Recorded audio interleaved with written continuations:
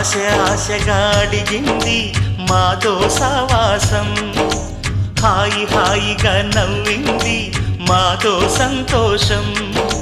మధురమైన మమకారం మా ఇంటి పేరు అంటే, మనసు మీటు అనురాగం మా మాట తీరు అంటే, బతుకంటే ఎంత బాగుంటుందా అనుకోదా లోకం. ఇటువంటి వింత తను చూసిందా అనుకోదా స్వర్గం. సరే పమాగరే సరే సరే సా. ఆశ ఆశగా అడిగింది మాతో సావాసం, హాయి హాయిగా నవ్వింది మాతో సంతోషం.